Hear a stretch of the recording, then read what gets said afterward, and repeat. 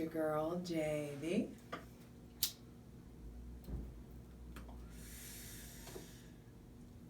Hi, Priestess. Back at it again with the Blind Side series, where we take a look at the dark side of the new moon. As you all know, new moons are also referred to as the dark moon because of the certain phase, the blotting out of the light. And it's interesting how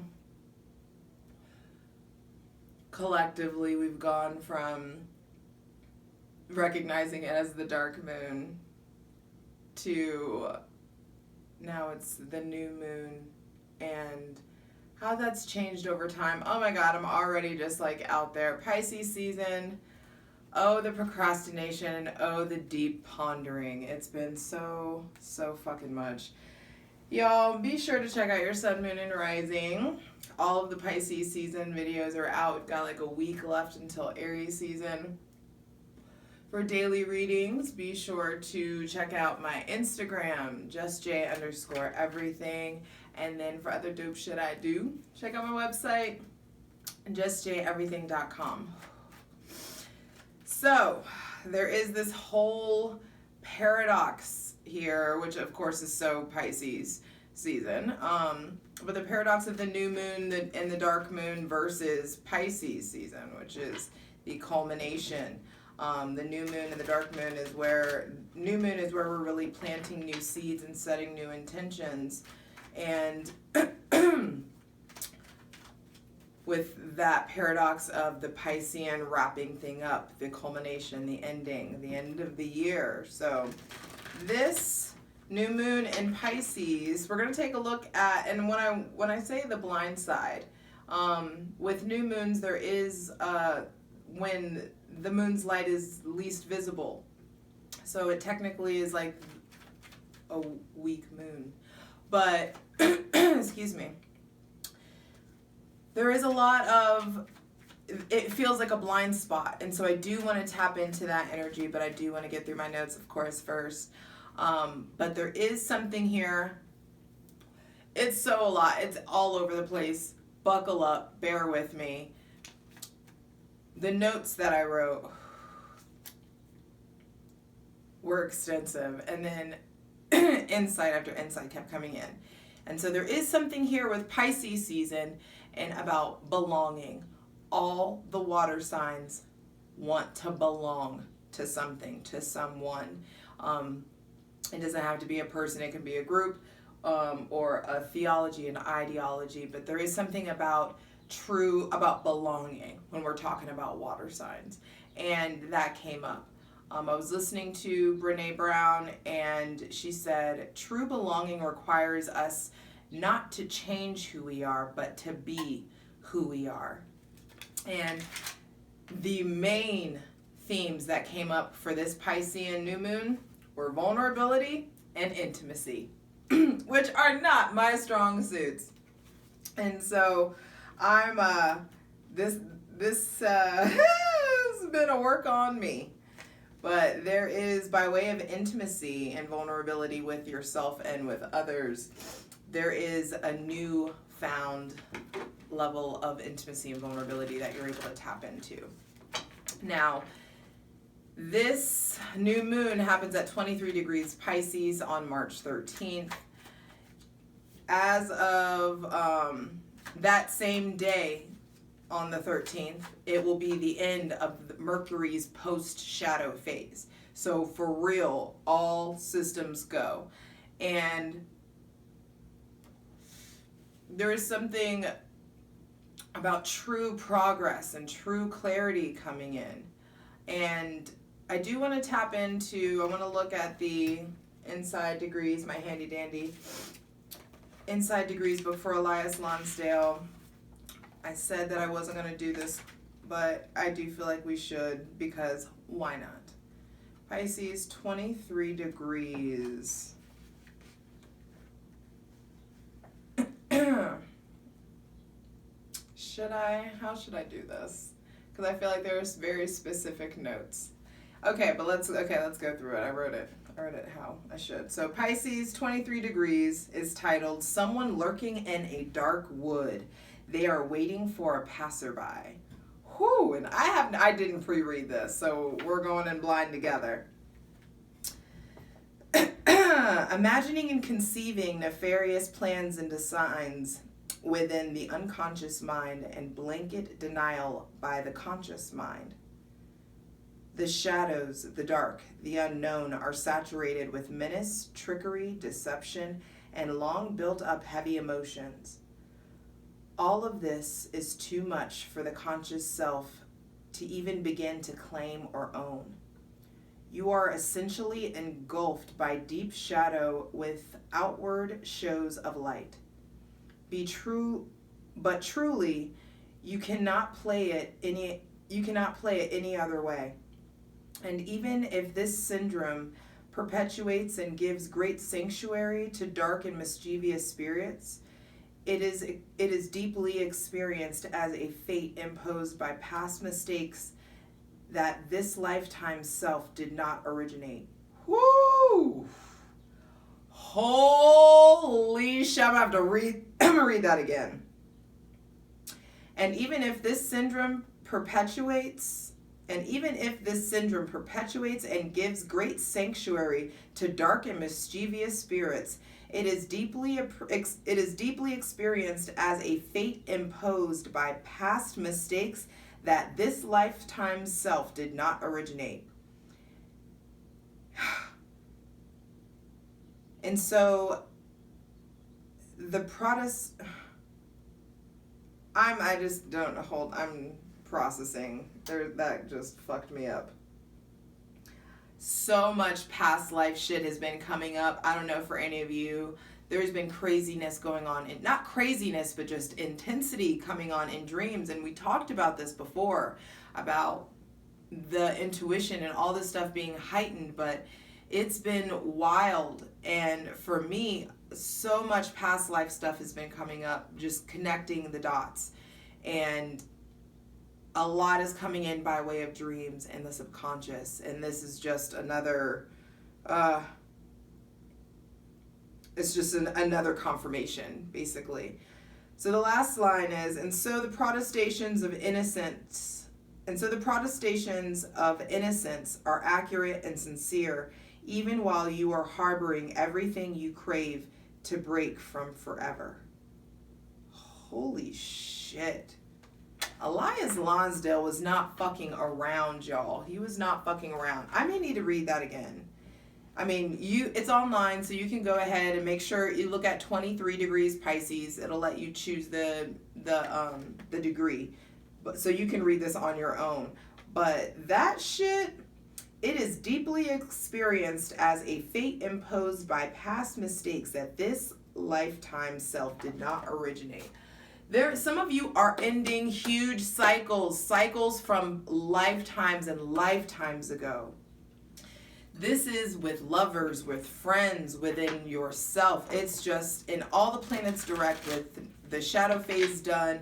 This is a window of hindsight, really, to really tie up loose ends and truly end 2020, because this is the real end of 2020.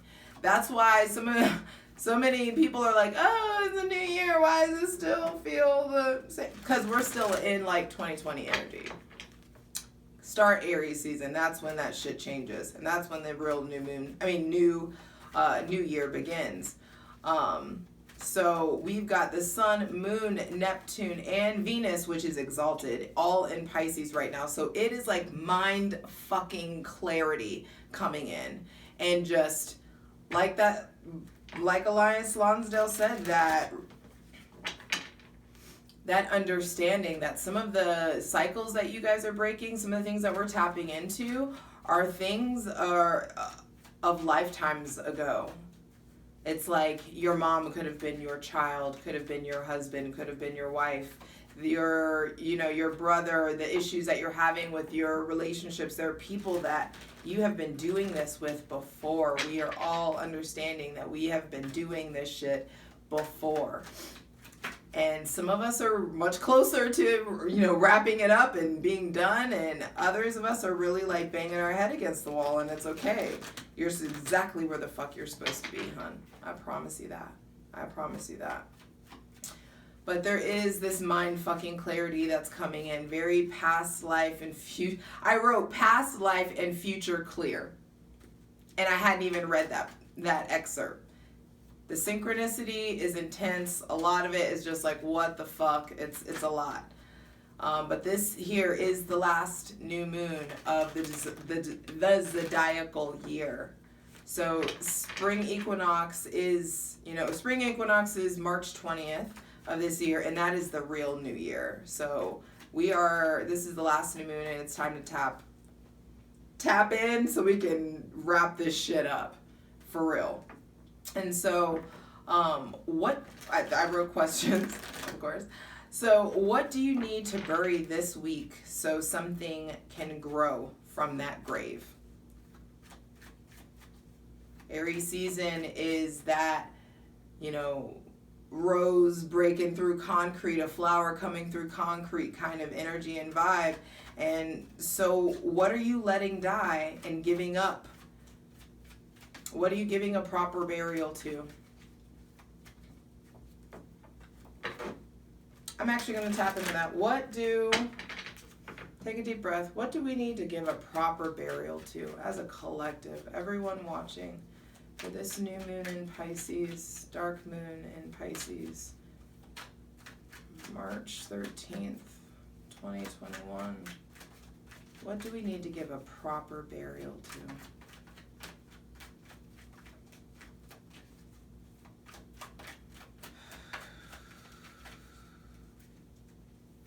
I'm gonna let y'all know this is all over the place. It's been so hard to get this shit done. Procrastination is a big thing. Procrastination just came up. Giving a proper burial to procrastination. But understanding why you're procrastinating. Digging deep whenever you feel that. What do we need to give a proper burial to? The Hierophant came out. So tradition. Doing things the conventional way. Pisces is like, no. There's so many other layers. There's so much deeper understanding. Also, I feel like what we need to give a proper burial to is judgment. The ways that we've tried to, there have been people we're trying to impress, or people like attention that we're trying to receive, and doing anything that is trying to make yourself perceived a certain way, or to be liked, or doing things to be well received. It's like you can be polite, but be yourself. True belonging. What did I write? What did she put? True belonging requires us not to change who we are, but to be who we are. And so what we need to give a proper burial to are those, I feel like some of y'all, you've got like ghosts of people's opinions that are haunting you from the grave. It's just like your parents or your grandparents may have, like, you're still worried about what they would think, or there is something about maybe judgment about school or education levels. That could be a thing. Some of you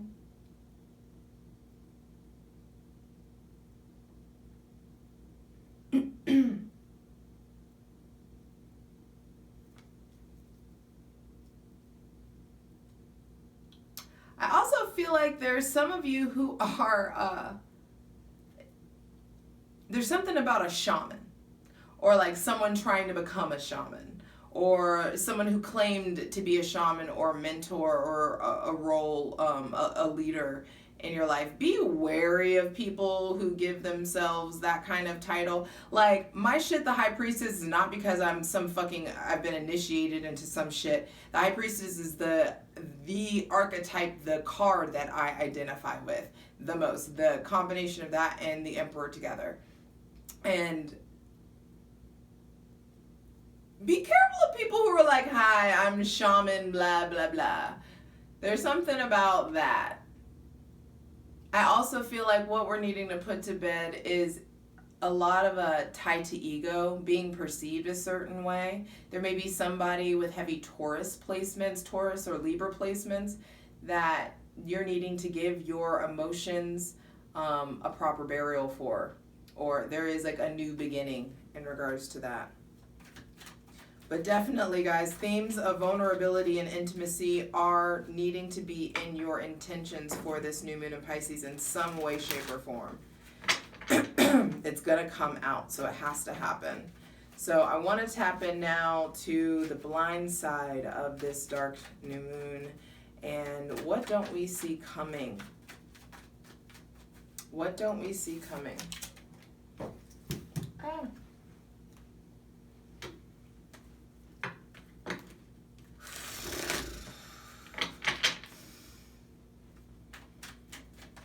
What don't we see coming? For this new moon, dark moon, Pisces, March 13th, 2021. Wow, 10 of Wands reversed. What we don't see coming is, I hear working, like the end of the grind, working smarter, not harder.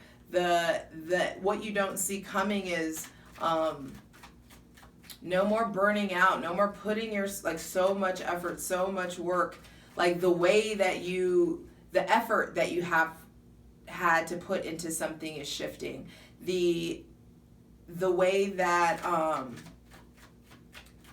a lot of you are taking it all on yourself, trying to do it all on your own. There is something about maybe what you don't see coming is the end of doing it all on your own. Help is on the way. Really educating yourselves, really putting yourself into a place of, I feel like some of you are resisting being stubborn. Some of you are letting your guard down. Some of you are letting the load go. Like grudges falling off. This is very interesting. Please continue to tell us, what don't we see coming? Is there any other messages for the blind side? What don't we see coming? 6 of Cups. Yeah, help is on the way. Put yourself in a place of receptivity. Allowing yourself to receive. Allowing yourself to love again, to give again. For some of you, what you don't see coming is a soulmate. What you don't see coming. And when I say soulmate, I don't mean fucking twin flame bullshit. I mean someone that is really like you guys agreed to like give each other this lesson. And it doesn't have to be a forever thing. But there is lessons coming in receptivity. Lessons coming in how you love. Also how you dress yourself up. Also how you're taking care of yourself. I feel like someone like really doting on you. Maybe someone with heavy Scorpio placements or heavy fire placements. I also feel like what you don't see coming is a change in a relationship with someone with heavy fire placements. If there's someone with heavy like fire placements in their chart, there may be an ending in the relationship there, or a transformation in the relationship there. But like learning to give to each other in a different way, learning how to be in each other's lives in a different way than before. Equality, reciprocity, really being like discovered.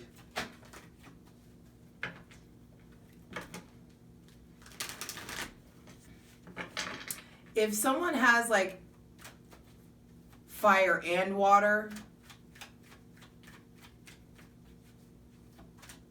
my earth signs, I feel like you're putting in a lot of work. There is an end to like all the work that you're putting in to like get something off the ground, to get something going, by way of it, or in the realm of your career and in the realm of relationships. But fire signs, there is something about, I feel like harnessing it goes somewhere, like really learning, like it's not this unbridled fire anymore. It really is coming and you're really learning like how to focus, really learning what to do with all that fire. If there's someone with heavy fire and water in their chart, like a fire sun and a water moon or something of that nature, you definitely have big lessons to learn from this person. And there could be, I also feel, oh, this just hit,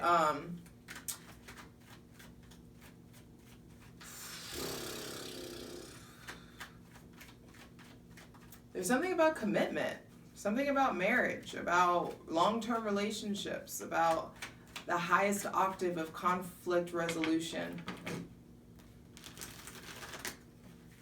What was that I wrote first?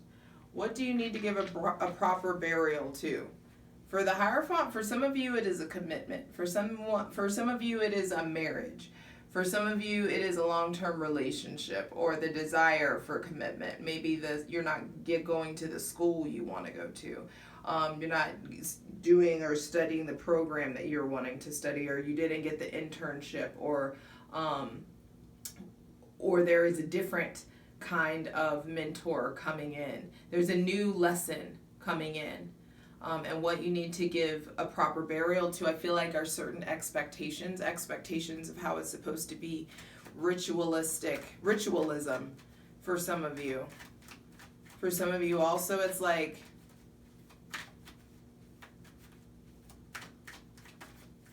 the idea of how a commitment or a marriage is supposed to be, or the bounds of that. There is something changing about your traditions in love and commitment.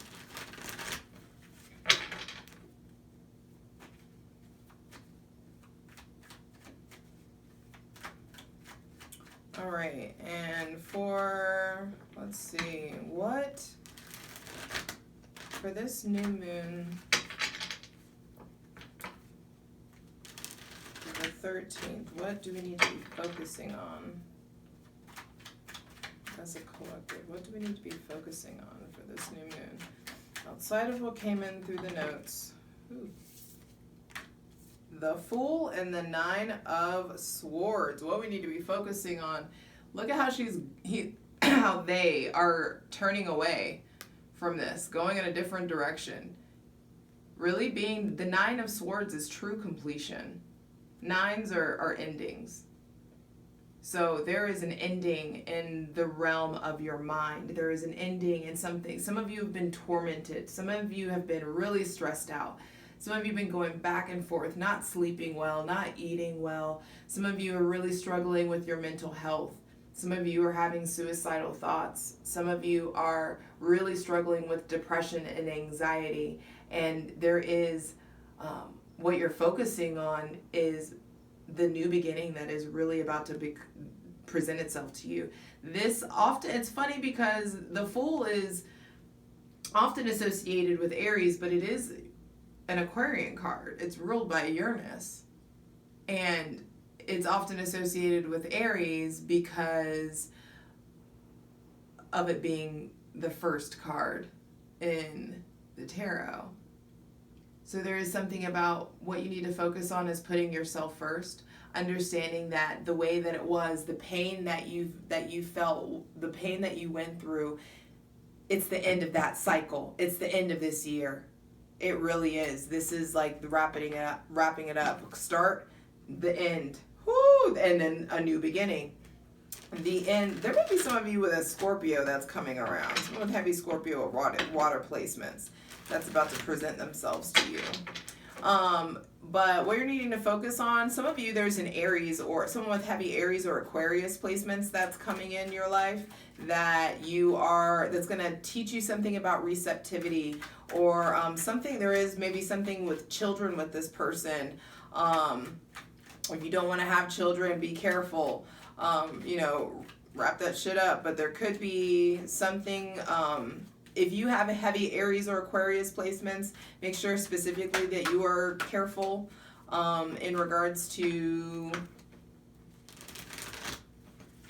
pregnancy and things of that nature. In your season, you will be fertile. And what you're needing to focus on is really putting these old mental habits and cycles to bed, being done with whatever source of strife that you have going on. If your source of strife is with someone with heavy Aries or Aquarius placements, it's really turning away. It's like being done with that cycle, going in different directions. And the Fool is going towards the Six of Cups, which is reciprocity, mutuality, giving, loving, receiving. Really getting yourself in some of you have deep, deep wounds to heal from with somebody that hurt you, or you hurt them, or there's just a lot of pain between you, and you have a very big opportunity to come together and to generate a new cycle and to heal some stuff from past life. There's past life trauma and past life cycles that are really being healed, that you have the opportunity, should you be so brave. Should you be so brave and choose to take the risk, to take the leap of faith, understand that the earth will rise to meet your feet. Absolutely. Ooh, and then the Two of Cups. Ooh, Two of Cups, the Moon, Ace of Swords.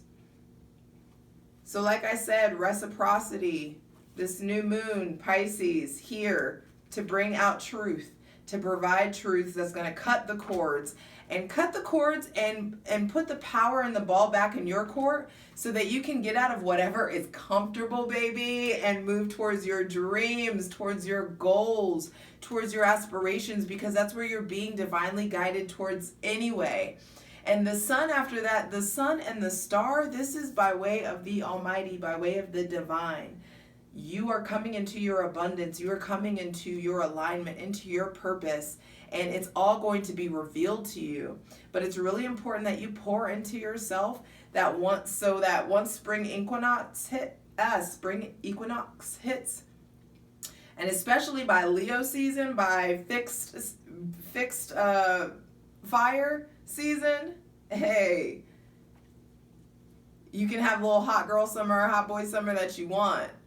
You know what I mean? But right now it's a time to stop vacillating, to see clearly, to really pour into yourself. There's a lot of choice here that is available to you guys this new moon, and it's time to really tap in. I do feel like it's funny because I said some of you there's something about putting to bed old rituals. Maybe some of you didn't ever celebrate the new moon or didn't ever do anything for the new moon, and you're now stepping into more ritualism, because that is something that's coming in. It's like, honor this new moon.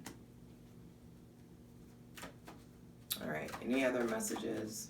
Ask for most useful, helpful, divinely aligned messages for everyone watching. Is there any final advice, final messages for us for this new moon? Two of Swords again, and then Devil at the bottom of the deck, Nine of Cups. Ace of Pentacles. Wow. Okay, y'all. Some of you, it's like face your boogeyman. Face the devil. Take the blindfold off. And you can't take the blindfold off. You can't take the blindfold off until you put the swords down, until you put down your defenses by way of intimacy and vulnerability. You guys are having to tap into being vulnerable. I keep feeling like something's fucked up with the camera, and I'd be so mad if I didn't get this reading, but I'm sure it's fine, but I have to check because I'm fucking paranoid. And we're at 28 minutes, so I need to wrap this up. But two twos, there's like a choice. For some of you, there's someone with definitely heavy Capricorn or Aquarius placements in that you have choices to make with. Needing to be honest and vulnerable with or about. And there's choices here. You can choose to stay guarded,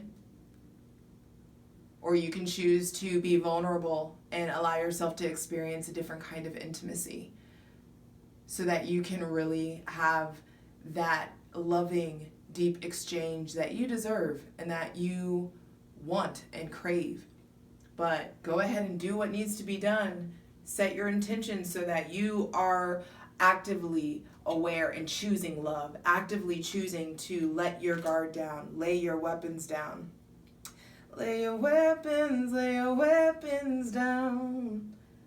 How does that song go? That's Justin Azuka. My baby is a rebel, I was wrong. In between. Anyway, there is something about choice and choosing how you show up. So are you going to, and understand, and the thing about, and this is a very Aries issue.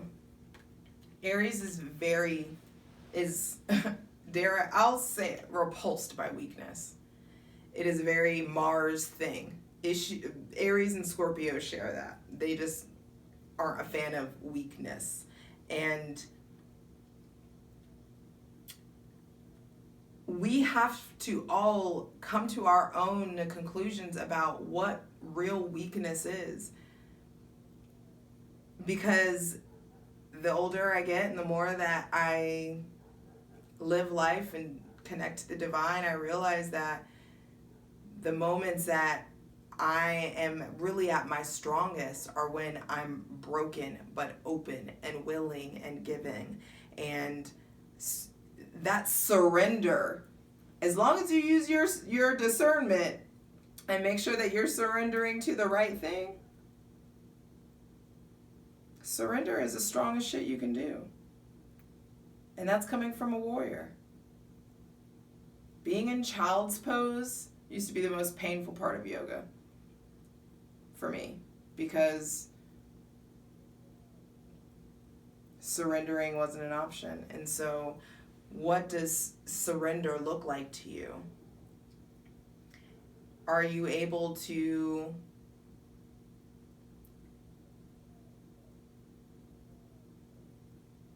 move past things when someone hurts you? Can you take the lesson? What's going on with conflict resolution?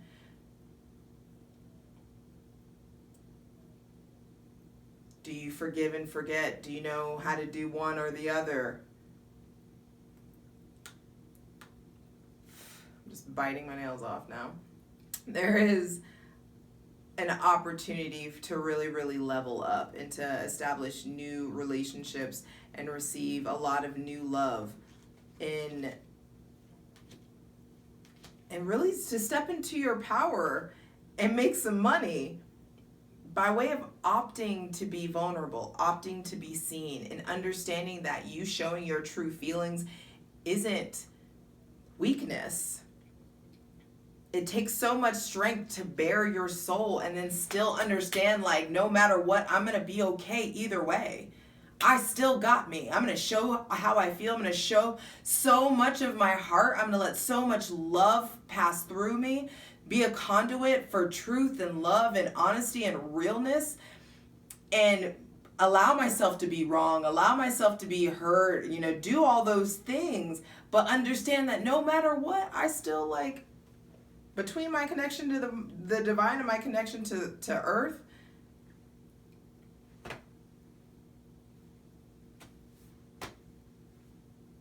if they be for me, who the fuck? Who can be against you? If you really tune in and you really choose to connect. And that is where that true strength lies. It's like you can just break your fucking heart wide the fuck open time after time after time and still choose love and still give your all. That's true strength. Daring to be your whole self 100% of the time. And it's the ultimate freedom. You got this. I love you.